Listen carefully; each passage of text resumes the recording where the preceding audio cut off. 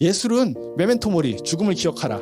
망각되는 것들을 다시 부활시키거나 그것들을 잊지 않도록 하는 방부제 효과들을 만들어내고 있는 장치라고도 할 수 있어요, 사회적으로. 그래서 내가 다큐멘터리를 만들려고 하는 이유도 사실은 세상은 바뀌었는데 난 너무나 아프고 난 너무나 힘들었는데 결국 이 세상은 달라지지 않은 것처럼 보인다. 그 끔찍함에 대해서 사실은 하고 싶다라는 건 이 여동생의 입장이기도 하지만 하마구치 류스케가 끊임없이 그런 사건들을 건드리거나 소환해서 영화를 만드는 이유가 되기도 합니다. 그것이 동시에 더 큰 보편적인 차원에서는 예술이 하고 있는 중요한 역할이기도 합니다. 앞으로 또 세월호에 대한 영화들은, 애니메이션들은 계속 다 준비가 되고 있어요. 계속 나올 거예요. 뭐 한두 편 나오면 되는 거 아니에요? 라고 생각하시겠지만 전혀 그렇지가 않아요. 우리는 이미 다양한 버전을 볼 뿐만 아니라 물론 대중적으로 환호하는 것도 있고 어떤 건 이게 있었어? 하는 것들도 있겠지만 왜 이 사츠키가 영화를 찍고자 하는가라는 부분들은 이 대사를 통해서 그것이 하마구치 류스케의 기본적인 예술 세계, 예술관이라는 것들을 대변하고 있는 장면이다라고 말씀드릴 수 있습니다.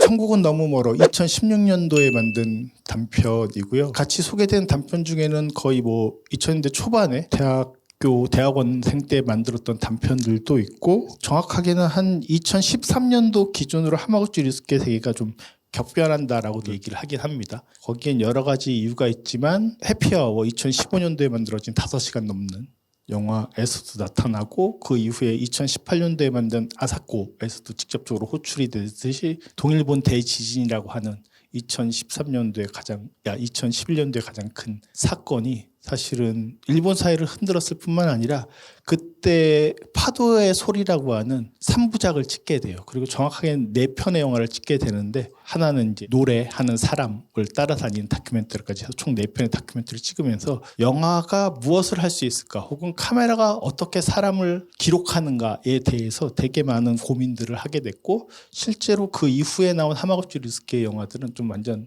좀 다른 태도들을 취하거나 아니면 그 이전에 있던 것들을 좀 더 나아가서 보여주고 있다라고 할 수 있는데 그런 것들이 오늘 보신 천국은 너무 멀어에서 사실 목소리가 되게 중요하죠. 왜 중요하죠? 목소리가 나오니까. 그래서 중요한 건 아니겠죠? 목소리를 빙의해서 듣잖아요. 그럼 그 목소리는 미치코의 목소리예요? 아니면 이치키의 목소리예요? 그 남자의 목소리예요? 그런 문제들 포함해서 듣는다는 것이 주는 어떤 중요함에 대해서 그리고 동시에 유령이 이제 등장하는 거잖아요. 17년 전에 죽은 것으로 짐작이 되는 여고생 시절에 17살 때 죽었던 그 인물을 보여주는 방식들도 되게 많이 계산하거나 실험을 하고 있어요. 물론 처음에 등장했을 때 저게 유령이야 라고 생각하실 수 있는데 자세히 보시면 처음부터 되게 이상하게 찍어요. 통상적으로 그렇게 찍지 않도록 그 영화에서 여러분들이 되게 친숙해 있을 텐데 그걸 의식하시면서 평소에 보시진 않겠지만 유령적인 느낌들을 어떻게 화면 안에서 나 유령이야 라고 외치면 재미없잖아요. 근데 이제 학생 단편들 보면 난 이제 유령이 됐어 친구야 뭐 이런 식으로 막 설명하거든요. 그런 순간에 영화는 와르르 무너져요. 더럽게 재미없어요. 왜냐하면 보여주는 힘이라고 하는 것들을 망각시켜버리거든요. 놓쳐버리거든요. 근데 이 영화에서 하마구치 류스케가 확실히 어떻게 보여줄 것인가, 동시에 어떻게 목소리를 통해서 그것들을 듣게 되는 것인가, 그것을 통해서 어떤 변화를 일으키게 되는가, 그때 카메라는 무슨 기능을 하는가, 여기서 다큐멘터리 찍는다라는 목적이 있지만 사실 그것이 주는 것들을 아까도 말씀드렸던 파도의 소리 3부작을 찍으면서 그 동일본 대지진을 경험했던 사람들이 카메라를 들이대니까 조금 다르게 말하기 시작한다는 것을 깨닫게 돼요. 그러니까 여러분들한테도 지금은 이제 제 앞에서 보통 말씀들 다 안 하시죠. 대학교에서도 마찬가지예요. 말들을 다 잘 안 해요. 정작 만약에 카메라를 들이대고 여러분께 말을 하게 되면은 평소와 좀 다른 목소리로 혹은 다른 이야기의 차원에서 막 말을 하기 시작해요. 그게 카메라가 주는 것에 대한 어떻게 보면 이제 무서움이고 경직성일 수도 있을 텐데 하마구치 류스케는 동시에 이것들을 대단히 중요한 어떤 무한한 가능성으로서 읽어내려고 되게 노력을 해요. 그래서 그런 무한한 가능성의 태도들이 사실 이 작품에도 있는 거예요. 예를 들어서 이렇게 질문드릴 수 있어요. 그럼 유조가 그 남자 주인공이 그 카메라를 들이대고 다큐멘터리를 찍고 인터뷰를 하기 시작했을 때 그가 하는 말은 사실일까요? 영화 보시면서 그 생각을 해야지 이 영화가 의미 있게 다가오기 시작을 해요. 카메라를 들이댔을 때 생기는 어떤 변화들, 가능성들 그게 뭐가 있었죠? 맞아요. 직업의 진술이 달라졌죠. 원래 직업은 뭐예요? 우리 영화 속에서 봤잖아요 이미. 뭐였죠? 포르노 모자이크 하는 게 집에서 하는 게 그게 알바였잖아요. 그 영화 첫 장면에 나오는 거잖아요. 근데 다른 식으로 뭐 텔레마케터 뭐 그런 식으로 또 얘기를 바꿔버리죠. 그러니까 거짓말하는 거예요. 그럼 그 거짓말이 꼭 나쁜 거냐? 되게 단순하게는 거짓말은 무조건 나쁜 XX라고 할 수 있지만 두 번째 다시 재촬영을 했을 때 그때 여동생이 다가오게 되고 포옹하는 순간들은 어떤 감정을 줍니까? 저희에게 어떤 감정을 느끼게 되죠? 카메라 앞에서 그냥 쑥 보고 지나가면은 영화가 별로 의미 없어져요. 하마구치 류스케는 꽤나 신중하게 영화를 찍는 사람임에 분명해요. 최근작은 그 악은 존재하지 않는다까지 이르기까지 반복적으로 카메라 앞에서 섰을 때 혹은 그 세계 안에 놓인 인간이 어떤 식으로 변화하는가에 대해서 되게 우리에게 약간의 충격도 주고요. 또 우리에게 어떤 이야기도 들려주고요. 그 안에서 어떤 이미지들이 전달됐을 때 이건 뭐지? 라는 생각을 하게 만들었더라고요. 악은 존재하지 않는다 혹시 보셨어요? 맨 마지막 장면 이상하잖아요. 이상한 장면은 하나가 딸이에요. 그 남자 주인공의 하나가 사슴에게 공격당하는데 그 사실 정확히 공격당하는지 보이진 않아요. 근데 더 중요한 건 그 남자가 어쨌든 여기에다가 리조트 같은 거 이제 그 캠핑장 만든다고 하는 그 남자를 갑자기 목줄을 누기 시작하잖아요. 살인을 저지르잖아요. 그때 약간 뜬금없지 않으셨어요? 그게 왜 필요하지? 그러면서 카메라가 숲을 향해서 이렇게 하늘을 비춰주는 첫 장면을 반복하면서 영화가 갑자기 끝이 나버리잖아요. 그래서 악은 존재하지 않는다라는 타이틀이 확 떠버리잖아요. 그때 그건 뭐지? 라는 것에 대해서 질문하게 만들어요. 근데 왜 그랬을까? 라는 것들도 사실은 여기에서도 비슷하게 있는 거. 왜 저렇게 거짓말을 할까? 라는 거 포함해가지고 뭔가 이해 불가능한 어떤 영역들을 자꾸 건드리거나 지시해 주는데 그건 뭘까라는 얘기들을 오늘은 천국은 너무 멀어라는 영화를 가지고 한번 생각해 보도록 하겠습니다. 영화의 시작은 이렇게 되죠. 어렸을 때 엄마가 그리고 나중에도 이제 반복되는 하늘의 장면인데 약간 느낌은 달라요. 죽으면 천국에 간다고 했다라고 하면서 엄마 이야기로 갑자기 주인공 목소리로 영화가 시작이 됩니다. 근데 항상 어떤 이야기들을 하는 건 하마구치 류스케 영화에서 되게 자주 찾아볼 수 있는 태도들 중에 하나예요. 특히 칸에도 상영이 됐고 봉준호 감독 이후에 아카데미 본선 부분에 올라갔던 드라이브 마이 카. 사실 하마구치 류스케 열풍이 한국에서 부른 건 드라이브 마이 카 때부터 불었다라고 할 수 있는데 거기서도 보면 끊임없이 이야기들이 나오죠. 3시간에 거의 달하는 영화들이어서 이게 어떤 감독에 대한 어떤 호불호 내지는 정서를 판단할 때 한두 편 갖고 판단이 안 돼요. 사실 여러 개를 같이 연결해서 봐야 돼요. 거기서 보면 어쨌든 카오쿠라고 하는 남자 인물이 배우이자 연극 연출가로 등장하는데 아내하고 사이에 관계가 그렇게 좋다라고 볼 수는 없어요. 사실 아이의 죽음이 있었고 그 이후에 아내는 계속 그 어떤 이야기들을 쓰는 작가 역할들을 하고 있는데 사실 동시에 아내는 그때부터 끊임없이 바람을 피고 있어요. 다른 남자들과 관계를 해요. 그래서 1부의 마지막에 1부와 2부로 쪼개져 있는데 1부의 마지막에 공항으로 가서 딴 데 가기로 했다가 그것이 취소되는 바람에 집으로 돌아왔더니 아내가 다른 남자와 섹스하는 장면을 외설적인 장면을 목격하면서 1부가 확 끝나버려요. 그리고 점프해서 시간이 흐른 뒤 아내는 죽었고 사고로 죽은 게 아니라 살인해서 죽인 게 아니라 죽었고 그래서 그 후에 살아남은 이 카우쿠라는 인물이 히로시마에서 최후의 연극을 준비하게 되는 과정들을 보여주고 있는 영화인데 이때 되게 중요한 건 아내와의 관계 속에서 끊임없이 이야기가 등장해요. 아내가 관계를 하고 난 다음에 이건 무라카미 하루키의 소설에서도 잘 등장한 특징 중에 하나예요. 하루키도 이야기 속의 이야기들을 되게 잘 담아내요. 그러면서 그 이야기가 그것을 바로 가리키는 것이 아니라 다르게 말하지만 동시에 이것을 가리키기도 하는 거예요. 왜냐하면 어떤 역사적 사건들이나 어떤 것들이 일어날 때 한 사회나 공동체들은 그 상처를 극복하거나 회복하거나 치유하거나 넘어서거나 다른 차원으로 전환하기 위해서 이야기의 형식들을 만들어내요. 여러분께서 많이 보는 한국 영화들은 광주를 다루고 있거나 그렇죠? 광주 얘기가 뭐 한 편이면 되는 거 아니에요? 근데 왜 그렇게 많은 광주를 다룬 뭐 택시 운전사도 있고 뭐 장선우 감독의 꽃잎도 있고 왜 이렇게 많은 광주 얘기가 있을까요? 그걸로도 계속 씻겨지지 않으니까. 세월호 영화가 뭐 너와 나도 나왔고 여러 가지 나왔겠지만 계속 나올 거예요. 왜? 이야기라고 하는 것들이 갖고 있는 것이 이제 치유적 기능. 여기서 보면은 테라피 같은 말과 동일한 거예요. 그런 식의 기능들을 이야기라는 것은 항상 하고 있어요. 그리고 동시에 우리가 그것의 대상에 대해서 그 직접적인 사건을 직접적으로 말하는 건 되게 끔찍하잖아요. 어떤 폭력적인 경험이나 되게 무서운 경험이나 어떤 것을 당했을 때 그것을 직접적으로 호명하지 않기 때문에 이야기는 그것을 약간 우회적으로 돌려서 말하는 방식들이 돼요.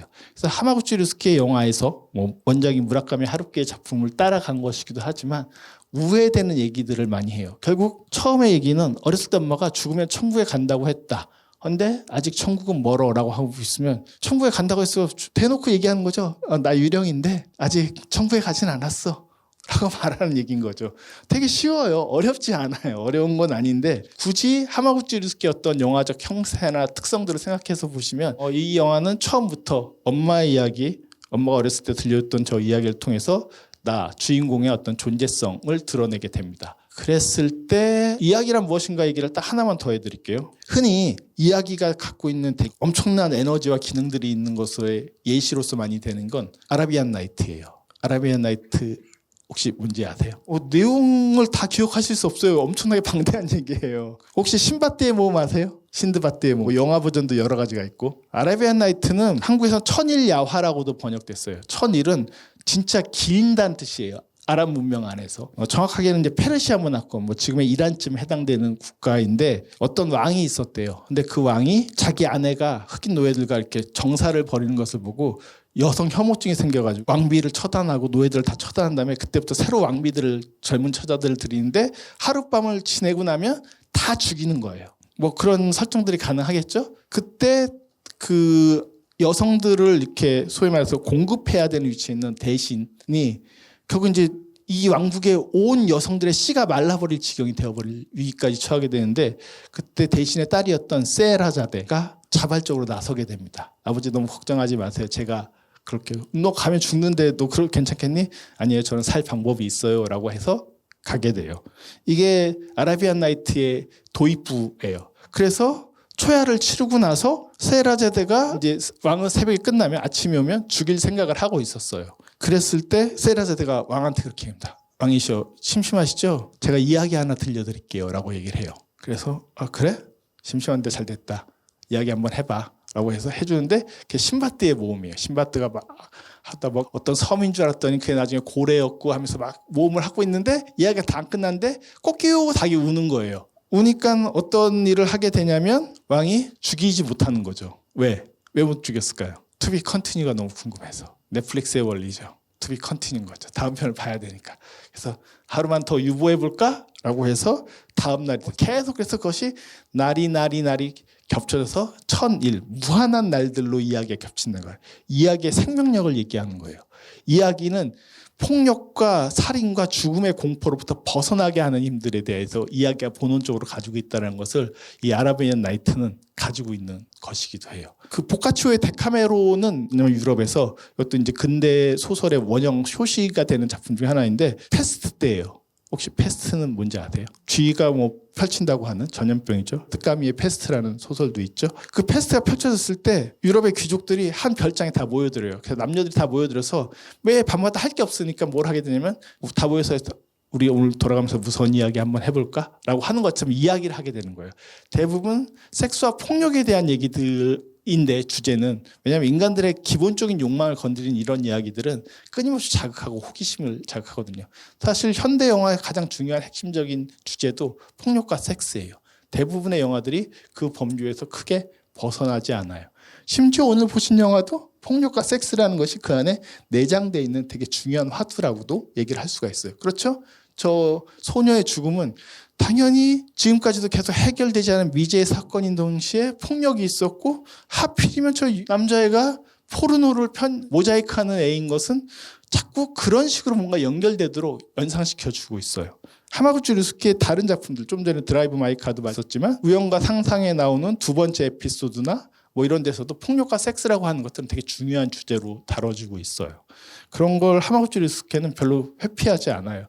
다만 좀 더 우아하게 다루긴 해요. 다시 돌아가서 말씀드리면 보카치오의 데카메론도 역시 패스트의 공포로부터 벗어나는 수많은 이야기들을 선남 선녀들이 떠드는 얘기의 구조를 가지고 있는 나열식의 병렬식의 이런 구조들을 가지고 있는 그걸 피카레스크 구성이라고 얘기하나? 뭐 그렇게 구성이라고 얘기하는데 어쨌든 그런 소설의 형식을 가지고 있어요. 대부분 그래서 이야기의 되게 본원적 기능 중에 하나는 현재를 망각하게 한다는 점에서 꽤나 탈피적이거나 회피적인 성격을 가지고 있는데 동시에 사실은 이런 생명의 죽음의 공포, 폭력의 공포로부터 벗어나게 만드는 다른 생각을 품게 하는 상상력의 에너지로서 이야기의 근원성을 얘기하기도 해요. 그런 것들이 사실 하마구치 류스케의 드라이브 마이 카나 이런 데서 드러나고 있기 때문에 그런 얘기들을 굳이 말씀드리는 건 하마구치 류스케가 추구하는 되게 중요한 축 중에 하나다. 그래서 다른 어떤 영화를 보시더라도 2013년도 아까도 말씀드린 친밀함 같은 경우에서도 실제 연극을 준비하는 과정들에 대한 얘기들을 1부에서는 펼쳐주고 2부는 그 연극 공연이 펼쳐지거든요. 그 관계가 둘 중에 하나의 에피소드만 없어도 좀 영화가 심심해요. 근데 두 개가 딱 붙어 있을 때 비로소 이것이 이것에 미치는 작용들, 이야기가 이야기 속에서 서로 교호하는 작용들에 대해서 되게 뭔가 미묘하고 팽팽한 긴장감, 우리가 그것을 다 파악할 수는 없지만 어떤 정서나 울림들을 갖도록 만들어줘요. 그게 이야기의 힘이에요. 이야기 속의 이야기들이 보통 액자의 형식으로 가지고 있던 어떤 형식으로 얘기가 되는 것들은 그런 부분들이에요. 하다못해 이제 이런 거 보다 보면 제가 떠오르는 영화 중에 하나는 허진호 감독이 만든 그 초기 멜로 드라마인 허진호의 8월의 크리스마스예요. 거기서 보면 심은하가 연기하는 다림이라고 하는 캐릭터가 한석규 정원에게 정원으로부터 들어요. 군대에서 어떤 유령 같은 존재가 방귀 낀 얘기를 들려주는데 그걸 다림이 듣고 처음에 뭐야? 라고 생각을 했다가 나중에 자기 친구한테 들려 혼자 막 키득키득거리는 장면이 있어요. 이야기는 동시에 전염성을 가지고 있거든요. 이 생명력이라고 하는 것의 가장 큰 특성은. 그래서 사실은 8월의 크리스마스라고 하는 영화도 안 보셨죠? 기회 되시면 꼭 보세요. 한국에 이 정도 멜로 드라마가 있다는 것을 알 수 있게 해주는 작품 중에 하나예요. 물론 동시에 죽음에 관한 얘기기도 해요. 근데 하마구치의 많은 영화들도 죽음에 관한 영화들이에요. 여기 소개되는 단편들 중에서도 초기작들 그 두 형제 얘기 같은 경우들도 보면 결국 죽음에 대한 거고 소녀의 살인이라고 하는 주제들이 동시에 달려 있거든요. 섬뜩함이 이렇게 쭉쭉 펼쳐지는 그런 제목인데 그런 영화들도 하마구치 류스케가 그 폭력성 사이에서 그것을 정확하게 밝히진 않지만 그 관계들 속에서 이것들이 이 세계를 어떻게 지배하고 있는가. 일본어로 세계가 세카이라고 부르잖아요. 그 세카이 속에서 어떻게 펼쳐지고 있는가는 많은 영화들에서 반복적으로 다루고 있는 태도들 중에 하나이기 때문에 사실 죽음이라고 하는 것이 가장 큰 공포이자 우리를 지배하는 거죠. 여기서도 보면 여동생이 나중에 다큐멘터리를 찍게 되는 과정들과 이유와 그런 것들에 대해서 얘기하면서 이 가족은 언니의 죽음이 완전 쫄딱 망한 거잖아요. 쉽게 말하자면 부모는 이혼했고 다 뿔뿔이 흩어졌고 뭐 이런 얘기들을 길게 하는 장면들을 보면 하나의 죽음이 그 죽음 자체로 사라지는 것이 아니라 많은 사람들에게 어떤 영향을 미치고 있는가, 어떤 사건이라는 거, 우리가 겪게 되는 수많은 사회적 사건, 역사적 사건 혹은 개인적 사건, 가족적 사건들이 있을 거예요. 그 사건은 그 크던 작던 우리와 어떤 것도 무관하지 않아요. 우린 그 안에서 영향을 받을 수밖에 없고 그 영향 속에서 살아간다는 것에 대한 얘기들을 하게 돼요. 그게 하마구치 류스케가 되게 관심 갖고 있는 세계들 중에 하나예요. 뒤에 보면 아사코라는 영화에서도 박구라고 하는 남자와 그리고 료헤이라는 남자를 왔다 갔다 하는 한 이상한 여자에 대한 얘기처럼 보이지만 사실 거기엔 되게 중요한 사건이 있어요. 동일본 대지진이 직접적으로 그 영화 속에서 호출돼요. 그걸 통해서 아사코가 다른 선택을 하는 장면들이 반복적으로 끊임없이 등장을 해요. 그것을 이해하지 못하면 아사코의 저 행동은 그냥 이상한 미친 X밖에 안 보여요. 그런데 동일본 대지진이라고 하는 그 외부적 사건이 이 개인들에게, 이 연인들에게 어떤 식으로 영향을 미치는가라는 장면들을 정확히 읽고 사실 장면으로서 되게 정확히 발견돼요. 예를 들어서 박구와 아사코가 처음 만나는 막 불꽃놀이 할 때 만나는 장면도 다리만 찍은 채 이렇게 둘이 가서 딱 마주치는 장면의 샷들이 구현된다면 동일본 대지진이 일어나서 료에이가 극장을 나와가지고 걸어가다가 아사코가 마주칠 때도 정확하게 다리로 마주치는 장면이 그대로 구현돼요. 이런 샷의 반복들을 되게 정확히 구현하는데 그런 실험들이나 시도들을 초기 단편들을 통해서 대단히 많이 하게 되고 이 영화에서도 그런 반복적 샷들에 대한 구성들도 되게 눈여겨볼 필요가 있다라고 말씀을 드릴 수가 있습니다. 어쨌든 이야기에 대한 얘기를 길게 하면서 여러 가지를 설명드렸는데 벌써부터 머리 아프시죠? 아사코는 뭐고 드라이브 마이 카는 뭐고 해피아워는 뭘까? 그렇게 이제 궁금해지시면 이제 영화를 한 편씩 보기 시작하시면서 뭔가 쌓여가는 거예요. 이야기도 내 안에 이야기성이 계속 쌓여가야 돼요. 하나로 끝나는 이야기는 이야기가 아니에요. 그 자체는 그냥 뭐 재밌거나 되게 자극적인 거예요. 근데 좋은 이야기는 틱톡 같은 것이 아니에요.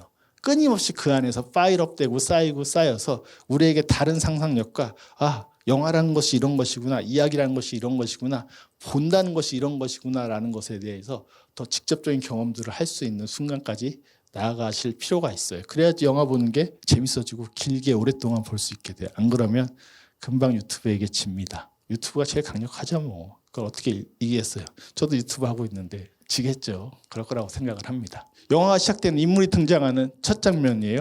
미즈키의 클로즈업이고 천국은 너무 멀어 하면서 영화가 시작되는데 주목해야 되는 건 뭐냐면 저 뒤로 여기 유주가 보여요. 이 여자가 앞에 있고 뒤에서 남자는 컴퓨터 화면을 보고 있는데 서로 안 보고 있어요. 이 첫 장면부터 정확히 보여주고 있는 것 중에 하나는. 그래서 이 장면에서 가장 주목해야 하는 것은 남자 주인공 유주의 모습이 미즈키의 뒤에서 등장한 것이다.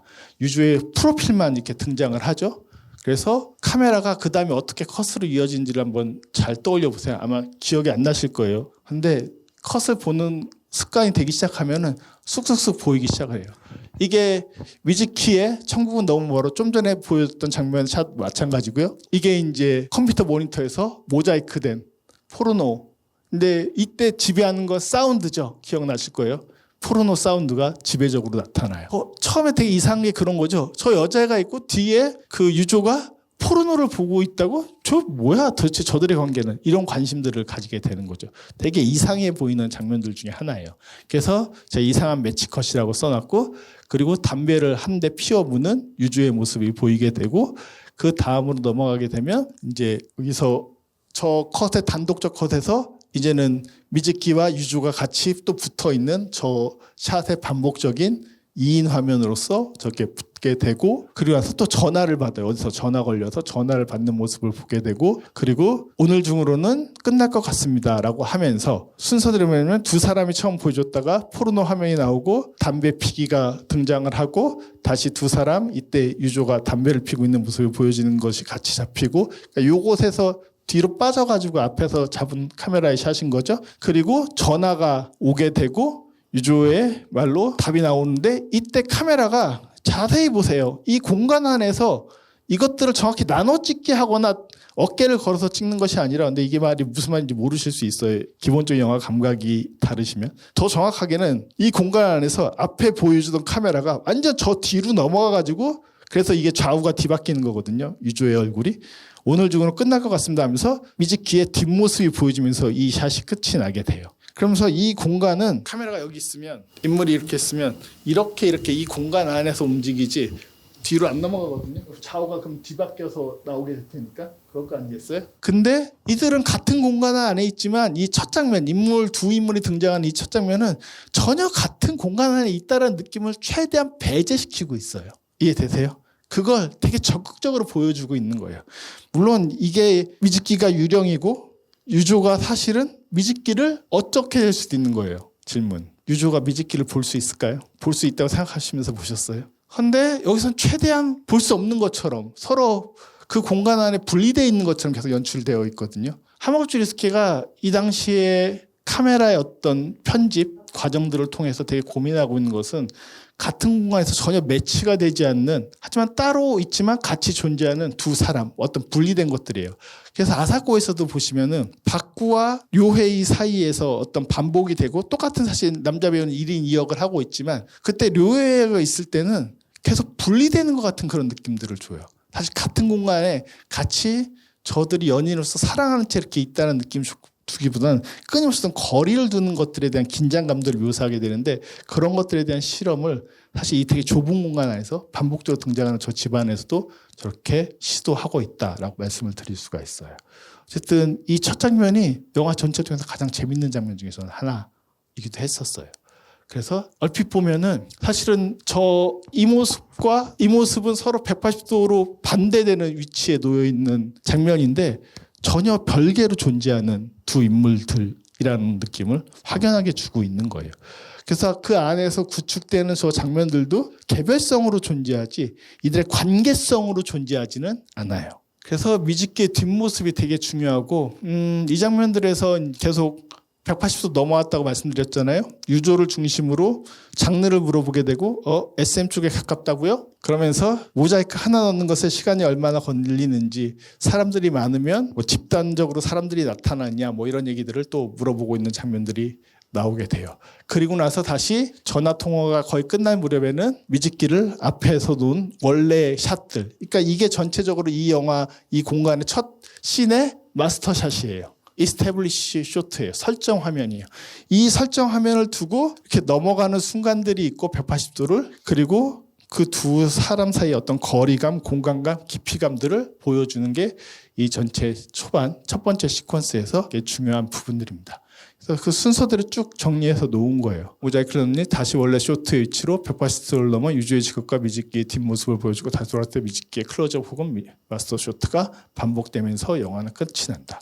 하모주 스케는 많은 영화들에서 되게 약간 숨이 일관하게 씬을 구성하거나 전체 영화를 구성하는 경우들을 많이 볼 수가 있어요. 그게 일정하게 완결된 구조를 시각적으로 관객들한테 전달합니다. 첫 장면이 끝에서 다시 반복이 되면. 근데 영화 자체는 그 사이에 워낙 많은 간극과 해결되지 않은 부분들, 뭐 악은 존재하지 않는 것 같은 것들이 대표적일 테지만 그렇게 끝이 나기 때문에 보고 있으면 뭐지? 라는 생각밖에 안 들게 돼요. 수미관에서 되게 안정된 구조를 만드는 것 같지만 속은 완전히 다 뒤집어서 창자를 끄집어내고 있다라고 할 수 있을 정도로 많은 사건과 격변들을 묘사의 배열들을 통해서 던져주고 때로는 해결도 하지 않은 채 넘어가 버리게 됩니다. 그리고 그 다음 씬이 목욕씬이에요. 이 장면도 되게 묘하죠. 순서대로 그렇게 쓴 거예요.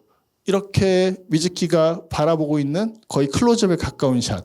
그리고 샤워를 하고 있는데 뭐 계속 움직임이 있으니까 지금 샷 하나 가져왔지만 씻고 있다 갑자기 마스터베이션을 하고 있는 샷. 그 다음 샷은 이렇게 서서 바라보고 있는 샷. 자, 이때 질문 첫 번째. 뮤직기는 유주를 바라보고 있는 건가요? 아닌 것 같다고요? 그럼 뭘 보고 있는 거죠? 아니라고 하는 건 저 시선의 매치 컷들, 다시 말해서 최소한 유저가 돌아보면서 뭐야? 나니? 뭐 이런 식의 얘기들을 안 하기 때문에 그렇게 보일 거예요. 그래서 이 컷들이 매치가 정확하게 되지 않아요. 근데 유주의 시선은 보고 있는 건 맞아요. 저 위치는.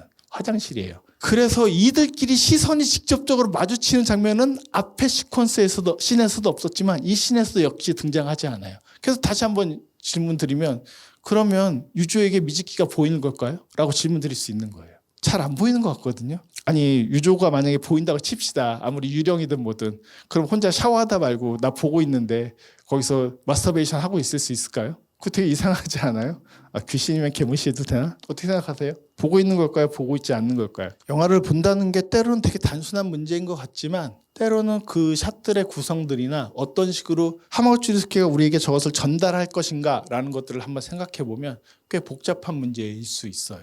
특히 유령이잖아요. 우린 영화를 다 보고 나서 뮤직기가 유령이라는 것을 알고 있지 않습니까? 그랬을 때 이 뮤직기가 유주에게 어떻게 보여질까라는 것들은 되게 중요한 문제 중에 하나죠. 확실한 것은 교감하고 있는 건 딱 하나예요. 뭐는 확실히 서로 소통할 수 있죠. 어떤 걸 통해서? 보는 게 아니에요. 우리는 보면서 소통을 하잖아요. 그렇죠? 소리는 확실히 들리는 거예요. 유주의 소리는 들릴 거예요. 그런데 그 육체성, 유령의 어떤 신체성에 대해서 유조가 느끼는지는 잘 모르겠어요. 최소한 이 초반 장면들을 보고 있으면. 사실 그게 유령 아닌가요? 따지고 보자면. 그리고 그 다음 장면은 만화책 보는 장면이에요. 기억나시죠? 너무 빨라. 딱 뒤에 붙어 있어요. 다 봤어? 라고 하면서 이렇게 이제 둘이 다정하게 있는 2인 화면이 나타날 때 이런 장면들이 있기 때문에 여러분들이 이제 헷갈리기 시작하는 거예요. 쟤네들 같은 거 보고 있으니까 서로 보이는 거 아니야? 근데 저 위치도 되게 애매해요. 만화책을 같이 볼 뿐인 거지 정말 보인다라고 말할 수 있는 걸까요? 그렇죠? 자꾸 이제 의심의 눈초리들이 생기기 시작하시죠? 그러면 이제 계속 의욕적으로 보이게 되고 그다음에 전화가 오게 돼요. 여동생의 전화가 오게 되는 거죠. 그래서 이 장면 두 사람이 분린 듯한 이전 장면들을 제로로 만들어 버리면서 관객을 다시금 혼란에 빠뜨린다. 근데 혼란에 빠진 순간에 그 혼란에 대해서 생각할 겨를도 없이 전화가 오게 되죠. 그럼 전화는 어디로부터 온 것일까?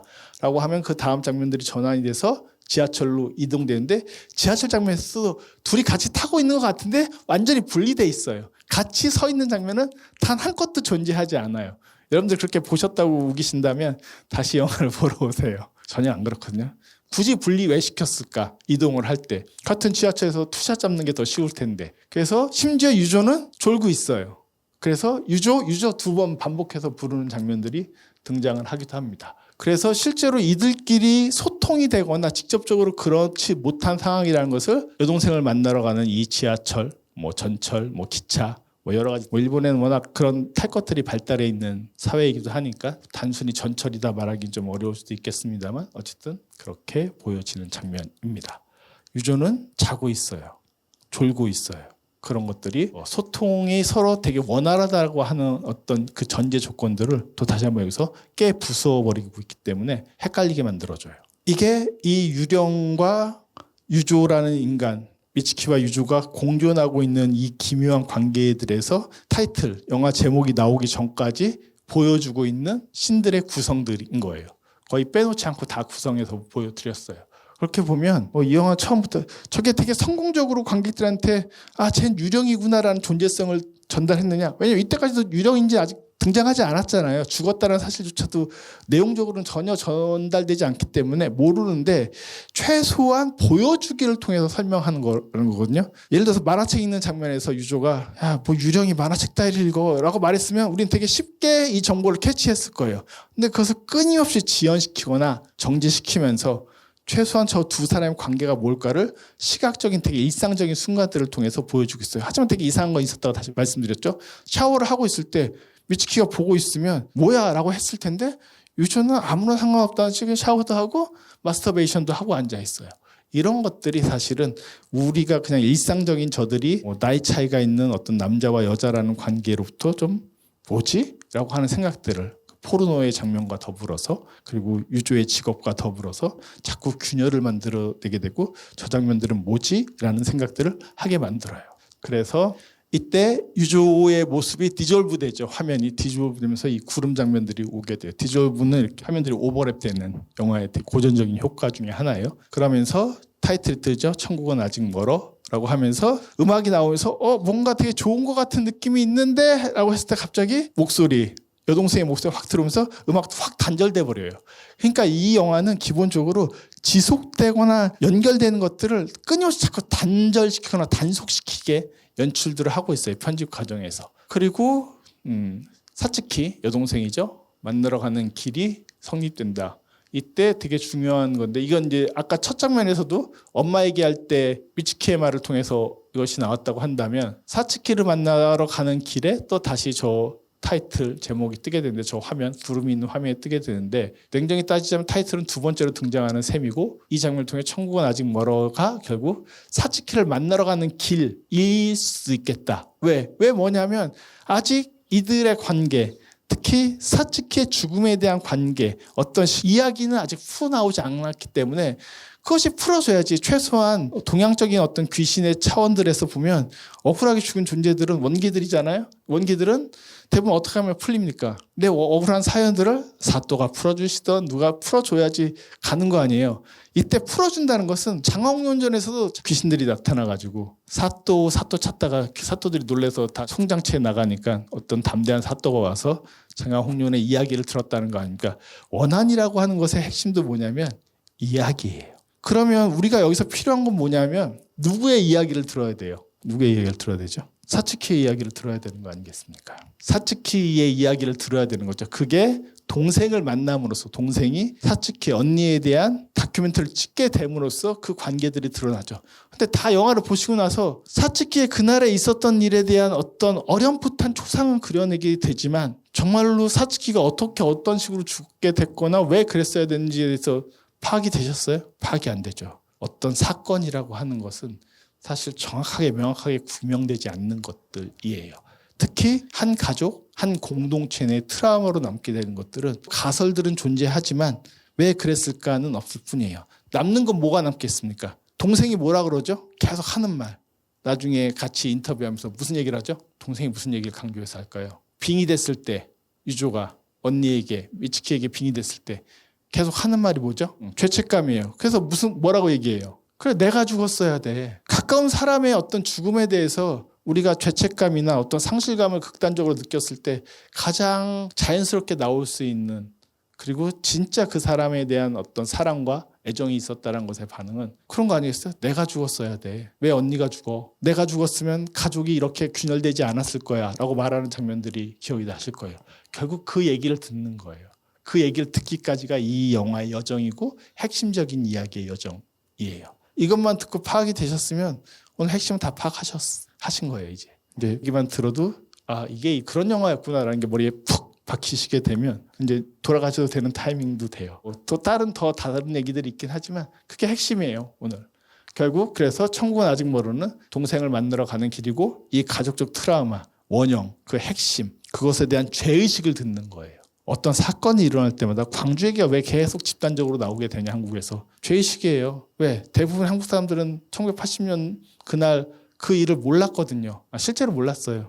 미디어가 다 통제당했기 때문에 몰랐고 그냥 폭도들인 줄 알았고 그런 것들인 거죠. 그래서 광주 얘기가 계속 다시 소환이 되는 거예요. 어떤 죄의식들 이 한국 사회 공동체의 죄식들. 전 그때 태어나지도 않았는데요. 전 태어나긴 했는데 그렇다고 해서 뭐 그걸 인식할 수 있을 만한 나이는 분명히 아니긴 했습니다만 그거와 상관없어요. 공동체라고 하는 것은 언어를 통해서 사건을 통해서 그것을 집단적으로 공유할 수밖에 없는 존재들이에요. 우리에게 그 공동체성이 사라지는 순간 지금 점점 사라지고 있죠. 한국 사회뿐만 아니라 전 세계적으로. 이야기가 이런 영화들은 점점점 힘을 발휘하기 어려워지기 시작을 해요. 근데 사실은 영화가 왜 인기가 없어지느냐? 개인 틱톡으로 바뀌어서 그런 거예요. 거기에는 공동체성을 찾아보기가 쉽지가 않게 돼요. 하지만 영화의 되게 중요한 본성 중에 하나는 꼭 역사적 사건을 다루라는 뜻이 아니라 공동체 안에서 어떤 일들이 어떻게 일어나는가. 최소한 악은 존재하지 않는다 같은 경우도 보고 있으면 그건 코로나에 대한 얘기고 코로나로 인해서 한 공동체가 어떤 위기를 맞이하게 되는가를 보여주는 게 악은 존재하지 않는다의 핵심적인 것 중에 하나예요. 아사건은 동일부 대지진으로 인해서 이 공동체가 어떻게 무너질 수 있는 개인들을 어떻게 침범하고 있는가에 대한 얘기이기도 한 거예요. 드라이브 마이 카는 한 가족의 붕괴, 거기는 아이의 죽음들이 있고 외도가 있고 여러 가지 사건들이 있게 됨으로써 그것을 통해서 그 공동체가 다시 복권될 수 있을 것인가. 그것을 이 남자 주인공 카우쿠는 운전사와 함께 서로 그것들을 공유하면서 맨 마지막에 자기가 그 연극을 계속 진행할지 말지를 해결하기 위해서 그 운전사의 고향에 가서 그 무너진 집을 보게 되는 게 그 영화의 클라이막스가 되는 거예요. 그런 식으로 공동체 안에서는 너도 너 나름대로의 상처를 가지고 있고 나도 나의 상처들을 가지고 있는데 이것을 어떻게 공유하고 공유하는 순간에 이야기는 발화가 되고 발화되는 순간에 자연스럽게 무화가 되는 거예요. 정신분석학에서 프로이트 때부터 되게 중요하게 다뤘던 것 중에 하나는 이야기하는 거예요. 되게 쉽죠. 상담가가 있고 환자가 있으면 환자가 대부분 다 이야기하는 거예요. 그냥 편하게 누워서. 근데 이야기하는 것만으로 그걸 발화하는 것만으로 치료가 돼요. 사실은 치유라는 것이 별게 아니라 내 안에 꼭꼭 묻어두고 감춰두고 있으면 여러분께 계속 질문한 거 괴롭히려는 게 아니라 말을 하라고요. 그래야지 이게 풀려요. 근데 진짜 지독하게 말을 안 하는 사회가 오기 시작하거든요. 이 사회도. 그런 순간에 안 풀려요. 저 말고도 강신주 선생이 강연하더라도 끊임없이 말을 시켜요. 왜? 말을 해야지 내가 하고 싶은 것들에 억압되어 있는 것들에 어떤 내가 트라우마라고 여기는 것들을 한 번쯤 말하는 순간에 자연스럽게 어느 정도는 해결이 돼요. 그 순간들을 경험하셔야 되는데 앞으로 될지 모르겠어요. 유튜브는 영상 찍어서 올라가겠지만 혼자 조용히 볼 뿐이지 절대 거기다 말을 하지 않아요. 대화성이 사라지는 거죠. 그런데 하마구치 리스키 영화의 핵심은 대화성에 있어요. 끊임없이 말을 해요. 대사량 엄청나게 많아요. 특히 해피아워 같은 경우에는 5시간에 달하는 영화인데 그만큼의 시나리오 분량이 있어요. 여러 가지 경우의 수를 다 썼어요. 그 정도의 대화성들을 고민했던 사람이기 때문에 이런 작업들을 이건 그 해피아워 이후에 만든 영화였거든요. 이런 식의 대화성들을 끊임없이 유지하면서 그 안에서 관계들, 공동체들, 어떤 상처들 이것들을 어떻게 해결하거나 극복할 것인가에 대한 얘기들을 계속 반복적으로 할 수 있는 거예요. 그리고 그것들 일부 또 찾기도 해요. 악은 존재하지 않는다가 코로나에 대한 얘기일 거라고 짐작은 했었는데 딱 보면서 그게 사슴에 대한 얘기이기보다는 사슴은 또다시 얘기되는 어떤 이야기 속의 이야기인 거고 사실은 코로나가 이 자연과 인간들 관계를 어떻게 변화시켰는가라는 것을 얘기해 주고 싶은 게 악은 존재하지 않는다의 핵심적인 것이다라고 얘기할 수가 있을 것 같습니다. 그리고 드디어 3인 화면으로 전환이 돼요. 여태까지는 두 사람 사이의 어떤 거리두기의 관계들, 분절된 관계들이라고 한다면 이때부터는 좀 붙기 시작을 해요. 그러면서 현리 배우, 근데 진짜 이때는 완전히 리즈 시절인 것 같아요. 나중에 우연과 상상 첫 번째 에피소드에 다시 나오거든요. 어쨌든 언니에 대한 다큐멘터리를 찍는 중이고 그래서 유조 씨한테 인터뷰를 부탁하고 싶어 해서 하면서 그래서 미츠키가 이렇게 사츠키가 이렇게 서로 있는 관계의 구도를 보여주고 있어요. 그래서 유조 씨도 찍고 싶다라고 얘기를 하게 되고 그러자 유조는 나에 대해서 도대체 뭘 찍고 싶은 건데? 라면서 이 공간에서 3인 화면 정확하게는 1대 2로 나눠져 있는 이 분할 화면들을 되게 정확하게 보여주고 있는 이 순간인데 당연히 이 공간 안에 변화가 일어나겠죠. 여러분들이 이미 보셨어요. 그 변화가 일어나는 게 관계도나 어떤 긴장감들이나 구도나 이런 것들을 통해서 다시 이야기를 하는 거예요. 이야기는 대사가 아니에요. 어떻게 그것들을 전달하느냐는 사실 사운드, 화면, 샷들의 구성들을 통해서 되게 다양하게 전달할 수가 있어요. 이때 되게 결국에 핵심 그거 아니겠어요? 너 나를 범인이라고 생각하고 있는 거야? 라고 유조가 사츠키한테 물어보게 되니까 그런 건 아니에요 라고 하면서 얘기를 하게 되고 여전히 미츠키는 여기서 이 둘의 대화를 바라보게 돼요. 근데 슬쩍 변화가 일어나요. 이전에는 1대 2의 구도처럼 보였다면 이 얘기가 진행되는 과정 속에서 얘가 이 두 사람을 응시하고 있는 것처럼 분할과 화면과 비중들이 슬쩍 무게가 이동을 해버려요. 그걸 느끼는 게 이 장면의 가장 중요한 것들 중에 하나예요. 무슨 말인지 이해가 되시죠? 네. 그리고 결국에는 미츠키가 이동을 해요. 이렇게 여기서 와가지고 이 사이에 개입을 하면서 두 사람의 대화는 너 뭐 유학도 했고 뭐 미국 가서 영어 공부도 했고 라면서 얘기하면서 이때는 얘가 이쪽으로 아예 버려지고 이들의 거의 2인 화면인 것처럼 또 이동을 하게 되는 거예요. 실제로 미츠키의 이동도 있지만 이 구도 안에서 되게 평면적인 세 명이 놓여져 있는 이 화면 속에서 사실 끊임없는 베리에이션이 일어나고 관계도가 설정되고 재설정되고 설정되고 재설정되고 하는 움직임들이 일어나요. 이게 이 영화의 특성이에요. 하마구치 류스케가 많은 인물들을 그렇게까지 그리는 감독은 아니거든요. 그 소수의 인물들 속에서 관계의 구도들이 어떤 식으로 변화하고 있는가에 대해서 되게 디테일하고 세밀하고 그런 것들을 한 공간 안에서도 얼마만큼 잘 보여주고 있는가라는 것들이 이 카페 장면에서도 잘 드러난다라고 얘기를 할 수가 있을 것 같습니다. 충분히 느껴지시죠? 그리고 이제 유저는 완전 배제됐다고 아까 말씀드렸잖아요. 이제 완전 배제된 거예요. 그래서 거의 화면 안에서도 좀 더 잘렸는데 그 얘기를 하는데 이때 이런 얘기를 해요. 동생이 뭐 언니가 죽었다가 지구가 멈추면 안 되죠 라고 하니까 유저가 말도 안 되는 농담을 하죠. 진짜 눈치가 없는 남자예요. 그래서 그렇지 언니 죽었다고 멈추면 큰일이지라고 하니까 갑자기 두 여성이 째려보는 장면이 등장하셨을 거예요. 그건 이미 이때 구도는 두 여성 대 유조의 구도로 다시 재편됐구나라고 얘기를 할 수가 있는 거고 그런 식으로 이 안에서 공간의 변화들이 일어난다라고 말씀을 드릴 수가 있는 장면이에요. 이전에는 저기 사츠키 위치에서 이렇게 두 명의 인물을 바라봤다면 점점점 소외되어 있는 이제 유조의 위치에서 이 두 여성을 바라보는 이쪽 끝에서 이쪽 끝으로 카메라가 위치 이동해서 보여주고 있는 순간들이다라고 하면서 지금 죽은 언니에 대한 다큐를 만들고 있다라고 얘기를 하게 되고 다시 원래 위치로 돌아가서 세상이 완전히 뒤바뀌는 대사건이었다. 언니의 죽음에 대한 이제 토로를 하기 시작합니다. 이때부터. 하지만 실은 아무것도 바뀌진 않았다. 하지만 그 내용 속에는 여러 가지가 있었어요. 다 잘라버렸는데 부모의 이혼, 언니 이야기는 집에서 금기였고 핵심적인 사건은 이거예요. 이게 뭐냐면 죽었어. 우리 집엔 되게 큰 사건이었어. 근데 이상하게도 세상은 바뀌지 않아. 동일본 대지진이 일어났다고 해서 만약에 한국에 일어났다고 해서 되게 큰 사건이죠. 뿐만 아니라 뭐 세월호, 이태원 계속 영화로 만들어지고 있어요. 사건들이 일어나서 되게 큰 사건이면 분명해요. 그런데도 세상은 어제와 달라지지 않은 것처럼 보인다. 이 처절함에 대해서 기록한 게 뭐냐? 영화예요. 소설이에요. 이야기예요. 예술이에요. 예술은 메멘토 모리, 죽음을 기억하라. 망각되는 것들을 다시 부활시키거나 그것들을 잊지 않도록 하는 방부제 효과들을 만들어내고 있는 장치라고도 할 수 있어요. 사회적으로. 그래서 얘가 다큐멘터리를 만들려고 하는 이유도 사실은 세상은 바뀌었는데 난 너무나 아프고 난 너무나 힘들었는데 결국 이 세상은 달라지지 않은 것처럼 보인다. 그 끔찍함에 대해서 사실은 하고 싶다라는 건 이 여동생의 입장이기도 하지만 하마구치 류스케가 끊임없이 그런 사건들을 건드리거나 소환해서 영화를 만드는 이유가 되기도 합니다. 그것이 동시에 더 큰 보편적인 차원에서는 예술이 하고 있는 중요한 역할이기도 합니다. 앞으로 또 세월호에 대한 영화들은 애니메이션들은 계속 다 준비가 되고 있어요. 계속 나올 거예요. 뭐 한두 편 나오면 되는 거 아니에요? 라고 생각하시겠지만 전혀 그렇지가 않아요.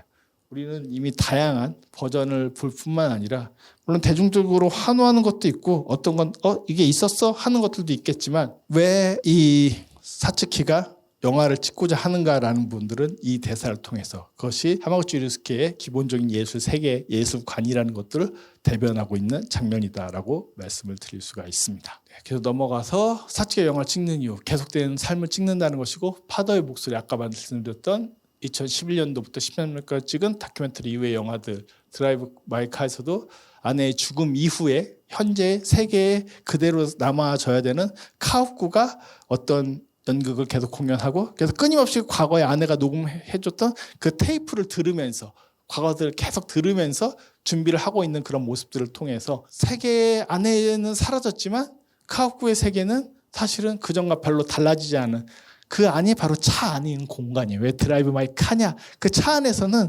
과거와 똑같은 세계를 카우프는 살고 있는 거예요. 결국 카우프가 제대로 성장하기 위해서는 드라이브 마이 카에서는 그 차를 버려야 돼요. 보내야 돼요. 사라지게 만들어줘야 돼요. 뭐 그런 얘기 드린 거예요. 오늘 제가 드렸던 설명이 이해가 되시면 지금 드라이브 마이 카에 대한 설명도 충분히 이해가 되실 겁니다. 그래서 언니의 죽음과는 상관없이 계속되고 있는 삶을 찍고 싶어요. 유조 씨는 저한테 있어서 그 대표적인 케이스예요 라고 말을 하면서 나는 이 계속되는 삶의 이유가 너무 궁금한 거죠. 왜 나는 이렇게 아프고 힘들었는데 이 세계는 그대로 변하지 않고 있는 것일까. 근데 이게 많은 작가들이 예술을 시작하게 되는 이유 중에 하나가 돼요. 어떤 상처가 많다고 하지만 상처를 그대로 찍고 있는 것이 아니라 상처를 찍는 건 너무 어렵고 너무 힘들고 너무 공포스러워요. 더 중요한 건 그 이후에 왜 세계는 달라지지 않았는가라는 그 질문을 하고 있다라고 할 수가 있습니다. 그래서 영화에 대한 얘기들도 좀 더 심도하게 하죠. 그것도 되게 재밌는 장면 중에 하나예요. 근데 그렇게 찍는 게 영화가 돼? 라고 유조가 얘기합니다. 관객이 재밌어하는 게 영화인 거 아니야? 라고 얘기하는 전형적인 그 대중영화 지향주의자 처럼 얘기를 해요. 근데 여동생은 그렇게 얘기를 하죠. 사츠키는 저는 저 자신을 위해서 영화를 찍는 거예요. 이걸 안 찍으면 앞으로 삶에 있어서 한 발로 더 나갈 수 없다는 거네 라고 유조가 그걸 이해해요. 그러니까 찍게 해주세요 라고 다시 사츠키가 얘기를 해요. 그래서 유조는 관객을 생각하고 사츠키는 살아있는 자신, 동시에 그 안에 언니가 수렴돼 있거나 포함돼 있겠죠. 유조가 생각하는 게 일정한 대중영화, 객관적 영화라고 한다면 사츠키가 생각하는 건 주관적, 개인적 영화들인 거고 대중영화가 그래서 작가, 독립, 개인 영화이고 가장 중요한 건 이때 미치케의 시선인데 여태까지 두 사람 얘기하는 걸 가운데 이제 개입했을 때 듣고 있다가 나중에 찍게 해주세요라는 말에 그제서야 비로소 이 영화에서 타이밍을 보면 이 샷에서 계속 이어지는 샷이거든요. 거기서 이렇게 쭉 자기 동생을 보게 됩니다.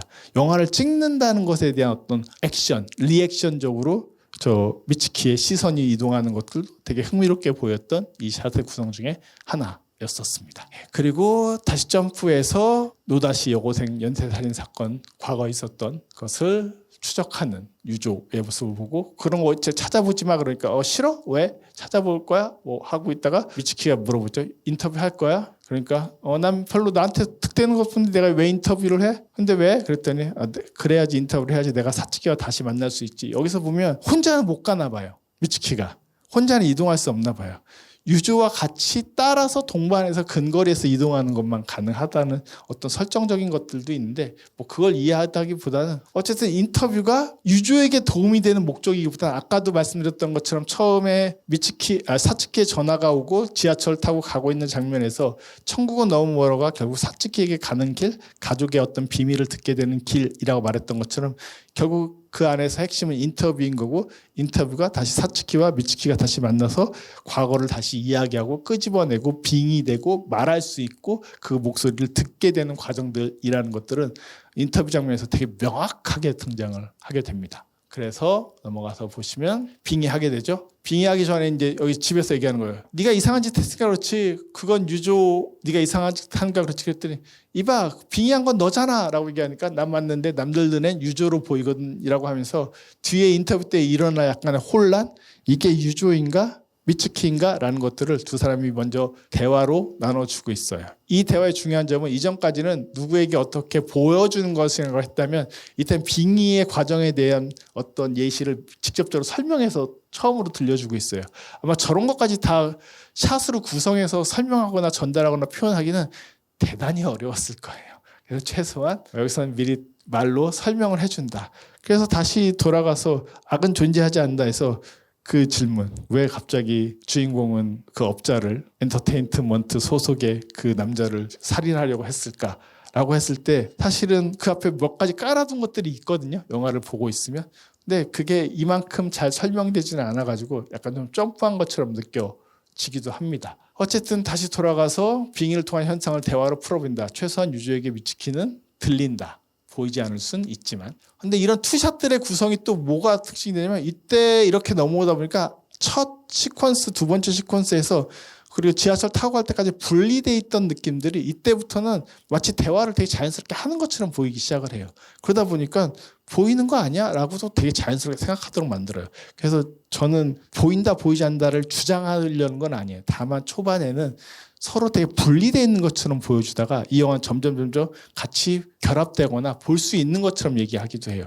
실제로 그 인터뷰를 할 때 유저는 무슨 식으로 했냐면 사츠키에게 내가 그 무덤 앞 지나가다가 그 대나무 앞 지나가다가 걔를 봤어라고 얘기를 해요. 그럼 볼 수 있는 거 아니야? 라고 하는데 제가 아까도 말씀드렸던 직업이나 이런 것들에 대한 신뢰성이 떨어지기 때문에 그게 사실은 사츠키를 위해서 하는 말, 사츠키가 필요로 듣고 싶은 말을 들려주는 것처럼 들리기도 해요. 그래서 그것에 대한 진실성의 여부를 판단하기가 너무 쉽지가 않아요. 그러다 보니까 이 샷들의 흐름들의 어떤 변화들이 좀 흥미롭긴 한데 되게 중요한 건 하나는 확실히 알겠어요. 맨 마지막 엔딩 장면이 뭡니까? 두 사람이 비 오는데 가고 있는 거잖아요.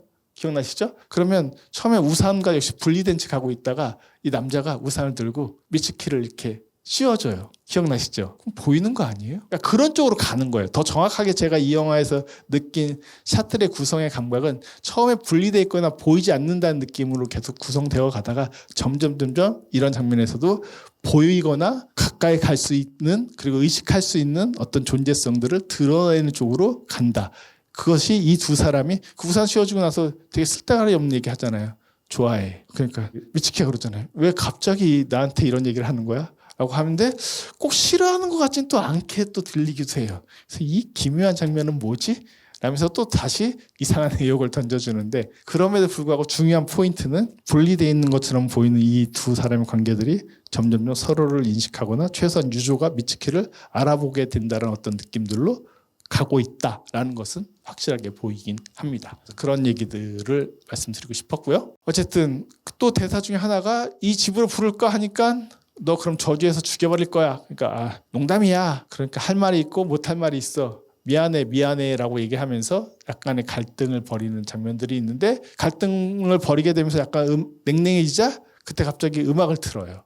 이게 바로 천국은 아직 멀어 그 음악을 틀으면서 춤을 추는 장면들이 아마 기억이 나실 거예요. 그렇게 이어지는데 이때도 되게 묘해요. 미츠키 하면서 이제 부인데 마치 안 보이는 것처럼 요 앞에 샷이 있음에도 불구하고 유조가 미츠키 저기 있는 거야? 이런 식으로 바라봐요. 또 안 보이는 거야? 이거? 헷갈리게 만들었다가 춤을 추는데 같이 춤을 출 때도 신체를 꼭 마주하거나 잡지 않아요. 이 순간까지는. 여전히 뭔가 슬치 닿을 듯 말 듯한 그 거리감을 유지한 채 그렇게 춤을 추고 있는 장면이 보인다. 심지어 춤을 추면서 나누는 대화들은 후시 녹음으로 돼 있어서 내레이션처럼 이들의 입술은 움직이지 않아요. 그냥 소리로만 듣기 때문에 되게 그 장면 자체가 되게 유령적으로 보여요. 그리고 춤을 추다가 되게 중요한 질문인 거죠. 왜 하필 나였을까?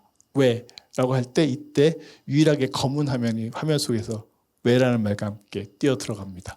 그러니까 왜라는 말에 제대로 답은 해주지 않는데 왜 하필 나였을까? 왜 내가 죽어야 됐을까? 사실 이게 이 영화의 가장 핵심적인 질문이죠. 그리고 그것을 풀어주는 과정이 인터뷰 장면이 되는 것이겠죠. 그래서 인터뷰 장면으로 넘어가게 됩니다. 이때 미츠키가 카메라를 보고 있고 카메라 속에서 유조가 있는 것을 보게 되고 이렇게 화면 구도가 이때 3인 화면이 다시 나오게 되는데 보고 동시에 듣게 되는 어떤 시선이 미츠키의 입장에서 그 진실에 다가가게 되는 과정들이 나오는데 그 다음에 이렇게 구현이 됩니다. 3인 화면이 사츠키, 유조, 미츠키 이런 식으로 구현되면서 저 카메라에 있는 유조가 유조인 거죠. 그러니까 꼭 사람이 아니어도 저 카메라가 저 위치를 대신 점유함으로써 앞에 카페에서 봤던 3인 화면과 다른 구성의 3인 화면들로서 구현이 돼요. 그래서 미츠키의 시선은 사츠키를 보고 있고 사츠키는 유조를 보고 있고 왜냐하면 알아볼 수가 없으니까요. 그렇게 바라보면서 서로의 시선들이 교차하게 될 뿐만 아니라 소리도 마찬가지예요. 소리도 계속 여기서 보면 사운드 브릿지, 대사 브릿지들이 있어서 이 화면이 넘어간 채 다른 사람의 대사가 그 화면 속에 들어와 있고 하는 것들을 계속 이어가요. 끊임없이 소리와 소리로 연결해서 화면들의 구성들을 연결하고 있다는 점도 되게 특이하게 볼 수 있는 지점들입니다. 그 사운드 브릿지를 안 쓰는 건 아닌데 많은 영화들이 이렇게까지 짧은 씬 안에서 인물들을 그런 식으로 연결하는 건 그렇게 흔하게 쓰는 방법은 아니에요. 그리고 아까도 말씀하셨던 것처럼 콜센터에서 일합니다. 포르노 모자이크가 콜센터인가? 라는 생각을 하게 되면서 인터뷰를 시작하게 되고 이때 이제 이 장면들이 사운드 브릿지가 연결되는 거예요. 솔직하게 얘기한다면 이렇게 되겠죠는 이건 유조의 말이에요. 근데 화면은 사츠키를 보여주고 있고 오늘 뭔가 인상적인 일은 없었나요? 라고 있었나요? 라고 물어보는 건 사츠키의 말인데 미츠키를 보여주고 있고 인상적인 일이요? 네 라고 할 때 비로소 이제 다시 유조로 돌아오게 돼요. 저런 식으로 사운드가 연결되면서 서로가 서로를 듣는 혹은 목소리로 연결되는 이 분할하는 화면들이 보여집니다. 이때 아까 3인 화면으로 사츠키, 카메라 속에 있는 유조, 미츠키가 나온 다음에 또 이렇게 하나씩 사운드를 통해서 연결된 채 그래서 마치 연결되어 있는 것처럼 보이지만 동시에 화면은 또 분리된 이런 느낌의 구도를 보여주고 있다. 이런 설계들을 되게 열심히 한 영화. 길이는 40분이 채 안 되지만 사실 많은 것들을 계산하고 생각한 부분이다. 라고 할 수가 있고요. 그리고 분할된 화면도 이제 본론 대화들을 하게 되면서 과거에 있었던 일, 빙이 돼가지고 쿠리타 미츠키라고 자기를 소개하면서 어떤 남자에게 다가갔던 거, 왜 그런 짓을 한 거죠? 근데 왜 언니가 유조에게 빙이 된 거죠? 뭐 이런 대화들을 하게 되는 장면들이 있고요. 여긴 넘어갈게요. 보충해 주셔서 장면들이 있는데 그 3인 화면의 과거사 증언과 현재 카페 3인의 화면의 변주들이 이렇게 일어나면서 되게 중요한 대사들 중에 하나는 유조의 말이에요. 이때 유조는 화면 속에서 있는 인물로 말을 해요. 이 두 사람의 사실은 시선이 더 중요해요. 역시 여길 보고 있고 여길 보고 있고 다섯 번째 봤을 때 내가 말을 걸었나 하고 그러면 이게 물어보죠. 언니 때문에 당신의 인생이 망가진 거 아니야 유조? 라고 했더니 뭐 망가졌다고 하시지만 꼭 그렇다고 말할 수 없어 라고 하면서 이 모든 대사들이 흘러나는데 이때 화면 구도는 딱 이 3인 화면을 지속적으로 유지하면서 유조는 이 화면 속의 말로서만 대사를 펼쳐서 보여주고 있다라고 얘기를 할 수가 있어요. 이런 것도 역시 꽤 흥미로운 변주의 방식들이 된다라고 할 수가 있을 것 같습니다. 넘어가서 이렇게 보니까 영화 다시 한번 볼 필요가 있겠다라는 생각이 드시죠? 어차피 이달 말까지밖에 할 수 없기 때문에 기회가 되시면 이 얘기를 듣고 나중에 보시면 되게 재밌게 보일 거예요. 그리고 이제 인터뷰들 하면서 이제 빙의가 된 거죠. 사츠키 유령 나이 타령하고 있고 2월 9일이라고 아빠 생일이라고 했지만 2월 7일이었고 그랬던가? 그리고 그러다가 뭐 도장집을 했었는데 너랑 나랑 술래잡기 하다가 도장이 말을 쏟아서 했더니 그땐 사츠키가 기억이 안 나. 다 틀린 게 나타나는 거예요. 저것도 역시 진술에 대한 의심성을 되게 증폭시키는 그런 장면들이라고도 얘기할 수 있어요. 또 넘어갔을 때 중요한 거는 뭐 같이 등교한 거 기억나? 나도 정말 좋았어 하면서 갑자기 마음이 확 또 풀어져요. 사츠키의 마음이. 그러면서 왜 우리 집에 안 나타난 거야? 라고 물어보게 되고 또 동시에 본인의 마음을 들었죠. 왜 내가 아니라 언니였을까? 왜 자기가 죽지 않았을까? 어떤 상실, 죄의식을 가지고 있는 여동생의 마음을 드러내게 되는데 그 순간에 갑자기 미안 나 저기 유조야 라고 하면서 다시 확 깨게 되는 순간으로 옵니다. 계속 이런 걸 지속시키는 게 아니라 하모치류스케는 단절시켜요. 끊어요. 그래서 우리의 몰입돼서 거기에 감정을 따라가서 막 같이 질질 짜게 만드는 것이 아니라 거리를 두고 보도록 만들어주는 거예요. 그리고 다시 이제 화를 내죠. 너 장난치니까 재밌냐? 너 나 속이는 거지. 그러니까 심지어 또 유조가 순순히 뭐 요즘 기록 찾아보는 거 어려운 거 아니니까 뭐 이런 식으로 얘기해요. 그 말조차 사실인지 아닌지 모르겠어요. 그 말하는 순간에 진짜 빙의 된 건데 뭐 이런 생각이 들 정도로 자꾸 우리의 그 어떤 것에 확정돼서 경계를 픽스하려고 하는 것들을 계속 뒤흔들어 버리는 그런 대사와 샷들의 구성들을 끊임없이 반복적으로 보여줘요. 이 인터뷰 장면에서도.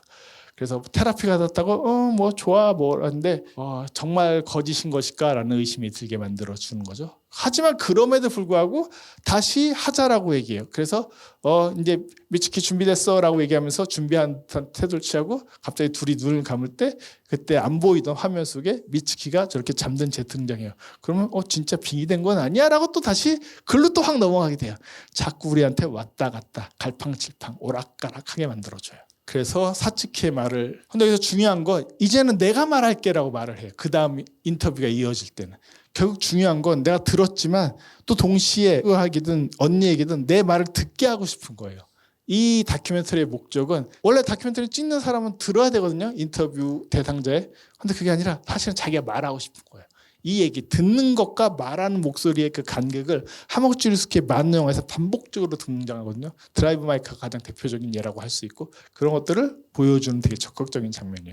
그래서 듣는 주체에서 말하는 주체로 카메라를 통한 변화의 가능성과 이것이 주는 관계의 검증력. 아까도 말씀드렸던 것처럼 카메라가 그런 무한한 가능성을 연다라고 하마구치 류스케는 카메라 앞에 선다는 것이라는 책을 통해서도 그 해피어와에 대한 과정들을 설명하면서 카메라에 대한 부분들, 듣는다는 것에 대한 부분도 강조하지만 그런 부분들을 강조해서 말한 바 있어요. 모쿠시라 장건자 감독 그 회사에서 번역해서 나왔는데 여기서 그런 부분들에 대해 되게 강조해서 얘기를 해서 보여주고 있거든요. 아마 여기서도 숲에서 할인해 주시죠. 네. 아마 이 책이 있을 텐데, 그러시고 이 뒷부분 얘기는 이제 이 얘기거든요. 카메라가 어떤 관계들, 아까도 말씀드렸던 것처럼 파도의 소리 다큐멘터리 찍으면서 실제로 그 말하는 인터뷰어들이 말을 할 때 카메라 앞에서 뭔가 변화되거나 공동체를 의식하거나 우리의 살아있는 세계에 대해서 전체를 의식하는 것들을 자기는 느꼈고, 그걸 되게 중요한 무한한 변신의 가능성이라고 카메라가 열어준다라고 생각을 했다라고 말을 하거든요. 그런 것들을 보여주는 게 바로 이 인터뷰 장면이다 라고 얘기하면서 심지어 언니 탓 아니야 라고 하면서 자기의 상실감들을 이제 해소한 듯하게 이렇게 동생 사츠키가 얘기하는 장면까지 이어지게 됩니다. 그리고 카메라에 익히는 무한한 시선, 포옹은 카메라 앞에서 벌어진다. 그래서 좀 잘리긴 했지만 결국엔 나 언니 안 와도 돼 하면서 이제 언니를 직접 안게 되고, 근데 적극적으로 내 감정이 풀리거나 뭔가 변화를 일으켰다는 것에 대한 증자죠. 그랬을 때 갑자기 안고 나서 딱 떨어지네, 컷! 이거 영화야, 카메라가 일으킨 거야, 어떤 효과야 라는 식으로 갑자기 확 깨게 또 만들어줘요. 또 단절시켜요. 카메라라는 것의 어떤 역할을 또 개입시켜버려요. 그랬을 때 갑자기 이제 유조가 좋은 다큐멘터리 나오는 거 아니야? 이때 보면 뭐 빙이 된 게 아니라 완전 연기하고 있는데, 연기하고 있는 것처럼 보이게 만들어줘요. 그러자 사츠키가 그러죠. 이걸 어떻게 쓰라고 이런 가짜를 이런 식으로 또 반응하게 되는 장면들이 되게 흥미로운 인터뷰 장면. 사실 이 영화에서 되게 중요한 씬 중에 하나는 이 인터뷰하는, 두 번째 인터뷰하는 장면들은 다시 한번 유심히 보시면은 하마구치 류스케가 카메라 앞에서는 연기하는 것과 실제 삶이라는 것과 그 간극들을 어떻게 압축해서 보여줄까에 대한 되게 효과적인 전달 방식들이 드러난다라고 할 수 있어요. 물론 이 영화가 그렇다 해서 엄청나게 훌륭한 단편 영화인 건 아니에요. 어떤 표현들은 되게 거칠고 미숙하고 아쉬운 부분들이 있지만, 어쨌든 이런 시도들을 통해서 이후에 본격적인 장편 영화들을 만들 때 대단히 많은 바탕이 되거나 기초적인 실험들을 시도하고 있다라고 말씀을 드릴 수가 있습니다. 그래서 이제 마지막 씬이 우산인 거죠. 이렇게 하면서 처음에 이렇게 떨어져 있었는데 다가와가지고 왜 하게 되는 거리의 변화. 이제 여태까지 거리가 좀 뭔가 단절되거나 분리되는 순간들이 많았다면 비로소 같이 있는 순간들을 보여주게 되고, 내레이션이 흘러나오죠. 비는 어차피 자신에게 닿지 않고 비 냄새도 맡을 수 없어. 하지만 빗소리는 들을 수 있어. 소리는 들린다고 계속 얘기하는 거예요. 강조되는 게. 그리고 빗방울도 볼 수 있어. 천국에 대해서 믿지 않는 건 아니야. 하지만 천국은 아직 멀어라고 하면서 영화는 끝이 나게 됩니다. 이게 이 영화 안에서 과연 진실이란 무엇인가. 그래서 뭐 어떤 많은 이 영화를 설명하는, 만약에 챗GPT나 AI로 찾아보시면은 뭐 보이는 것과 보이지 않는 것의 간격, 근데 그런 문제가 아니에요. 이 공동체 안에서 어떤 우리가 갖고 있는 그 상처를 어떠한 방식으로 해결할 것인가라고 했을 때 카메라, 그리고 직접 대화한다는 것, 내 고통을 전달한다는 것, 그것을 어떤 방식으로 공유한다는 것이 사실 더 근본적인 문제지, 유형이 보이느냐 보이지 않느냐는 되게 부차적이고 부수적인 문제라고 생각해요. 하마구치 류스케는 공포영화를 만드는 감독이 아니에요. 그것이 아니라 그런 어떤 거대한 사건들이 이 세계를 감싸고 있을 때 그것들이 어떻게 구현되는가라는 것에 관심을 갖고 있다라고 말씀을 드릴 수가 있습니다. 더 뒤에 사실 더 준비가 되어 있는데 영화 얘기는 여기까지고 다른 부연적인 설명드리거든요. 뭐 하마구치 류스케, 뭐 드라이브 마이크나 다른 영화들을 가지고 왔는데 시간이 이미 이제 55분이 다 차서 더 설명드리긴 어려울 것 같습니다. 오늘은 여기까지 하기로 하고, 남은 부분들 혹시 또 언젠가 하마구치 류스케는 다룰 수 있는 기회들이 또 워낙 많이 있어가지고 또 다른 기회가 된다고 한다면 준비했던 부분도 못했던 부분들에 대한 이야기는 다시 해보도록 하겠습니다. 어쨌든 짧은 영화를 보셨지만 길게 들어주시느라 수고들 많이 하셨습니다. 감사합니다.